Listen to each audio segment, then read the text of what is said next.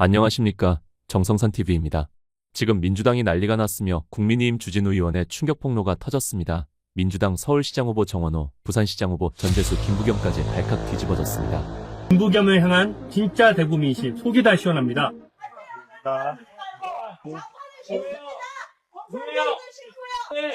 싫고요. 지금 중국이 들어가 있죠. 전 세금을 중국에 다 주셔. 공산당 싫어하고 좌파 싫어하고 중국인한테 퍼주는 거 싫어하고 왜 세금을 중국인에게 다 퍼주냐고 질타하는 모습 시원하지 않습니까?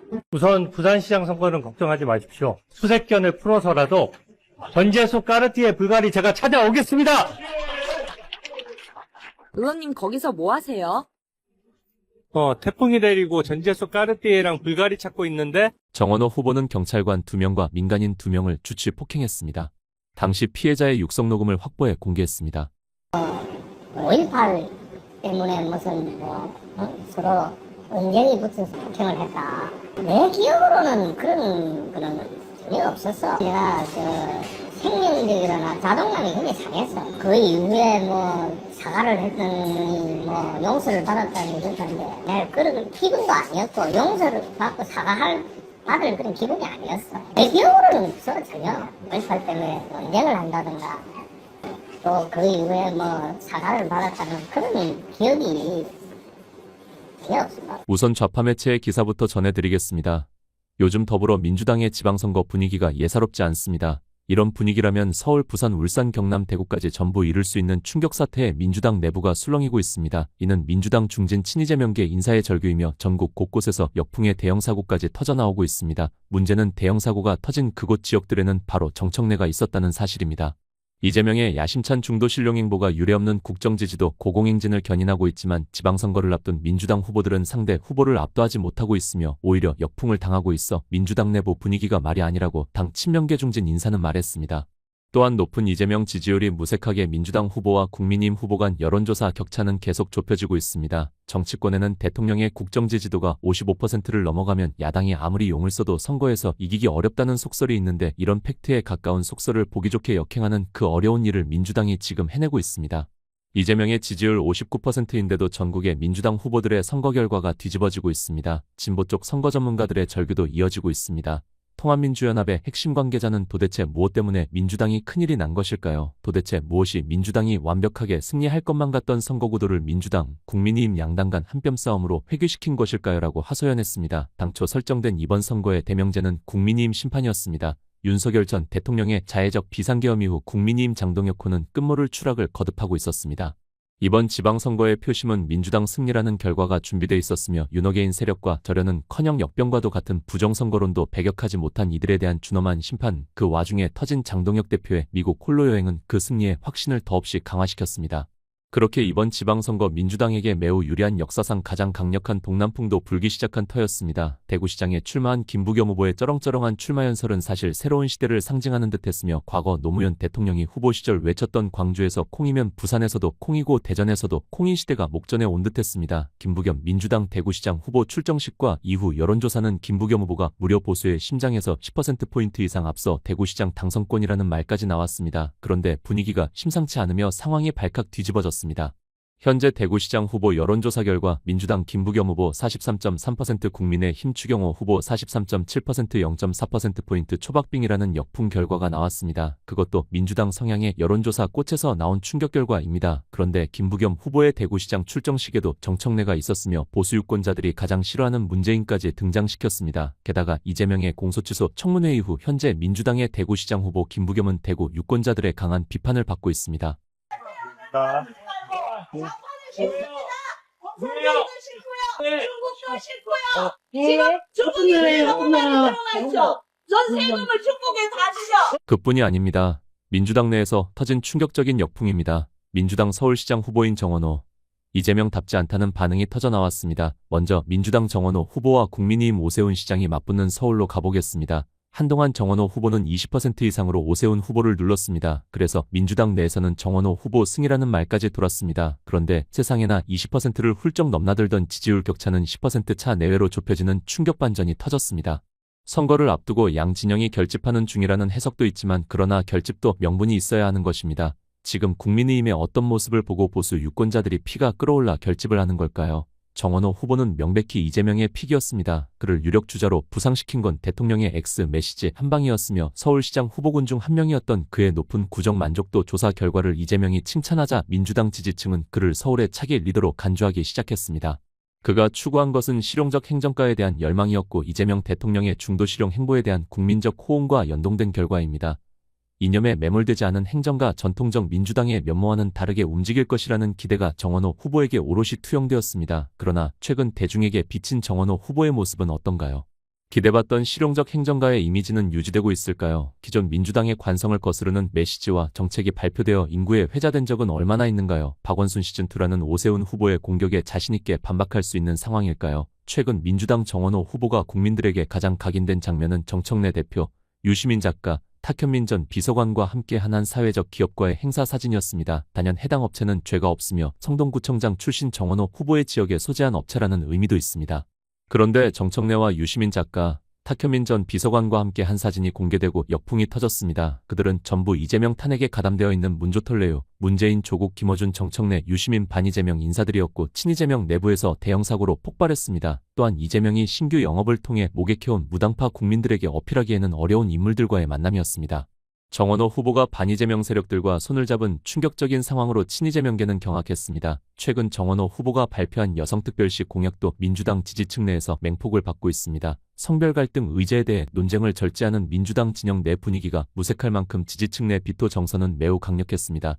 이재명 정부의 기조와 달리 이념적 면모에 포획된 것 아니냐는 것입니다. 선거 캠프가 시민사회, 운동권 인사들의 놀이터가 된 것 아니냐는 일각의 비판이 나오는 것도 이 때문입니다. 이대로 가다가는 민주당 정원호 서울시장 후보는 박원순 시즌2로 역풍을 맞을 확률이 100% 아니 1000%입니다. 야, 정원호 찍어. 야, 왜 정원호가 서울시장 되면 서울시 뭐가 바뀌는데 했을 때 딱 한마디. 아, 이 질문이 이게 어렵습니다. 야, 정원호가 서울시장 되면 뭐가 바뀌는데? 얘기해봐. 네. 시민의 세금이 아깝지 않은 정책을 쓰겠다. 예, 한마디입니다. 아, 그걸로는 제 친구 설득 못 합니다. 아, 그렇습니까? 왜냐면 약간 좀 네. 구체적으로 뭐 하나 들어가줘야 되거든요. 네네. 올 이유를 먼저 찾아야 됩니다. 두 번째는요, 주체가 불분명했다라는 겁니다. UN AI 허브 계획으로 세웠습니다. 저희가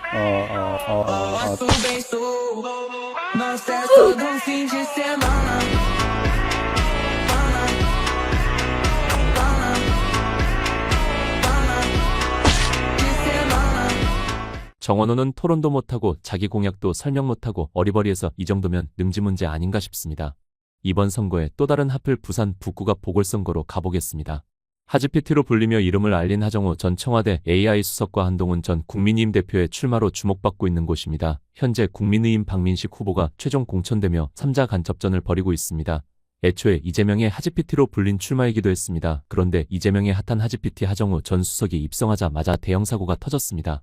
민주당 지지층에게 막대한 피로감을 안기며 부산에 입성하게 된 사정입니다. 전격적이었던 출마만큼이나 연이은 충격적인 설화가 터졌습니다. 시장 상인과 악수 후 손을 탈탈 털었다는 소위 손탈탈 논란부터 급기야는 함께 유세에 나선 정청래 대표가 9살 어린이에게 하정우 수석을 오빠라고 불러보라고 했다가 집중포화를 맞기도 했습니다.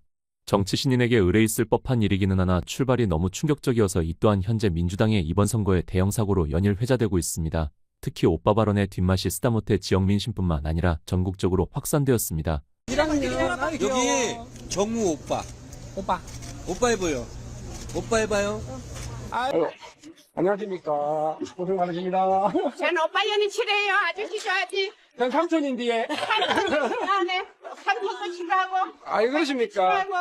우리는 아저씨 좋아해요. 하정우 후보와 정청래 대표는 고발까지 당했습니다. 지난 4일 학생학부모교사 인권보호연대는 보도자료를 통해 정청래 대표와 하정우 후보를 아동복지법 위반 정서적 학대 혐의로 고발한다고 밝혔습니다. 이 단체는 60대 50대 남성인 이들이 8세 초등학교 1학년 여학생에게 오빠라고 부르도록 강요하고 재촉한 행위는 아동에게 심각한 수치심과 심리적 압박을 준 사건이라며 명백한 아동 인권 침해라고 주장했습니다. 이어 표를 얻기 위해 아동의 정서를 짓밟는 행위는 하 후보가 그간 말해온 미래와 AI 윤리가 얼마나 허구였는지 증명한다며 모든 어린이가 존엄하게 대우받아야 할 날을 앞두고 유력 정치인들이 어린아이를 정치적 소품으로 활용한 이번 사태는 교육계와 학부모들에게 큰 상처를 남겼다고 비판했습니다. 이번 논란과 관련해 국민의힘 송원석 원내대표는 명백한 아동 인권 침해라고 지적했으며 북구가 보궐선거 주자인 박민식 전 국가보훈부 장관은 아이들까지 정치쇼의 소품으로 이용한다고 비난했습니다. 아무리 하정우 수석이 동안이라고 한들 9살 어린이가 1977년생 내년이면 지천명 나이가 되는 이에게 오빠라고 부르는 것은 영 어색한 일이 결국 대형 악재로 역풍이 확산된 것입니다. 게다가 그동안 진보진영 기성세대에게 더 씌워진 부정적 이미지를 떠올리면 자연스레 이마를 짚게 됩니다. 저들은 언제까지 저렇게 청춘이고 싶을까? 다소간의 생리적 충격 거북함이 올라오기도 하는 대목이며 어목했던 독재 시절부터 청년 문화를 주도해온 진보진영은 언제나 스스로 젊은 참신한 존재이고픈 욕망을 보여왔기 때문이다. 그 유구한 전통은 최근 영포티 논란으로까지 전해져 내려오고 있습니다. 물론 정청래 대표의 말에 불온한 저희가 있었다고 보기는 어렵습니다. 주목받는 선거에 한복판에서 수많은 사진기자와 영상기자를 대동한 가운데 9살 어린이에게 듣는 오빠라는 두 글자를 통해 자신들의 중년의 위기를 극복하고자 하는 광인은 없을 것입니다. 한마디로 실패한 충격적인 농담인 것인데 악재로 돌변한 것입니다. 이재명은 장점과 단점이 명확한 정치인이며 쉽게 말해 표심에 도움이 안 되면 그 즉시 중단하고 낄끼빠빠하는 눈치 백단 정치인이라는 점입니다. 이를 비판적으로 보는 이도 많으며 그러나 그 점이 대통령이 된 이후 급격한 중도신령 우클릭을 추동하는 기질이 되기도 하는 긍정효과를 낳고 있습니다. 안타깝게도 정청래 대표는 이재명의 면모와는 다르게 움직이고 있습니다. 잊을만 하면 올라오는 정청래 대표의 릴스는 그 확신을 강화시키며 그가 비수도권 현장에 갈 때면 이따금 올라오는 영상, 식당에 앉아 다같이 면을 쭉 들어 올리는 퍼포먼스는 언제 봐도 생경하기 이를 데 없습니다. 예측건대 기호 1번을 상징하고자 하는 그 초현실적 행위예술은 당최 왜 계속되고 있는 걸까요? 옆에 앉은 후보들과 지도부는 무슨 죄가 있어 그에 함께해야 하는 걸까요? 도무지 유권자의 시선으로는 이해하기 어려운 충격적인 장면들입니다. 왜 전국 도처에서 이런 문제가 발생하고 있을까요? 민주당이 대승을 앞두고 오만해져서일까요?